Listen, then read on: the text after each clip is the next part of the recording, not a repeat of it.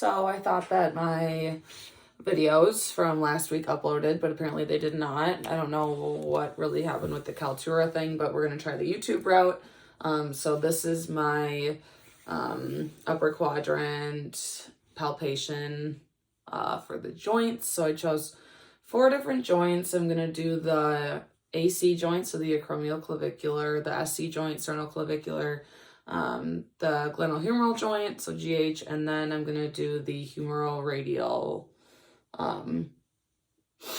joint. I think that's how you say it. And then, actually, no, I'm not doing the humeroradial. I'm going to do the humeral ulnar. So I'm going to start with the SC joint. And so in order for me to find the SC joint, I know where my sternum is, and I know where my clavicle is. And so that's the point where they meet. So it's like up at the manubrium and then at this medial end of the clavicle. Excuse me. And so with the SC joint, oh my, a movement that's associated with it is like a shoulder shrug. So clavicle or clavicular elevation is associated with the SC joint, and that's between the sternum and the clavicle. I think that's all I really need to say about that. And then the second one is going to be the AC joint, so that's between the acromion and the clavicle. So you can find kind of a little divot, but if you follow the clavicle all the way, you're going to eventually run into the acromion, and that's where your AC joint is.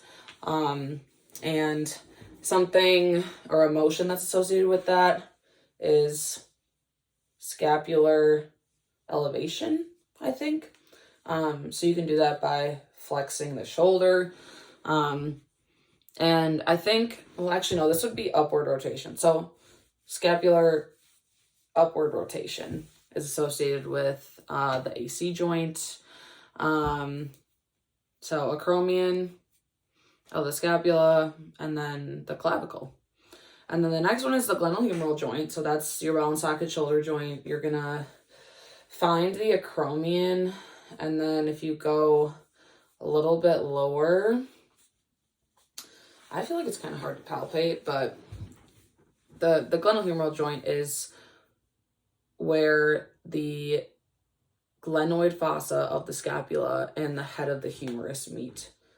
So, I mean, it's kind of opposite here, but so the head of the humerus and the glenoid fossa of the scapula.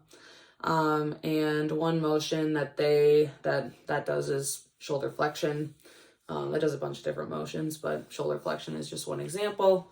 So up like this. That's all I really need to say about that. Yeah, shoulder flexion. And then the last one was the humeral radial joint. And so that's going to be, no, I'm going to do the humeral ulnar. Sorry. Humeral ulnar joint is between like the trochlea of the humerus and then the ulna. I think it'd be the ulnar head. Trochlea, ulnar head. So that's where the joint is. And then it does elbow flexion. So that's what it's associated with, is elbow flexion. Yeah, trochlea, ulna, elbow flexion. That should be 4 of them.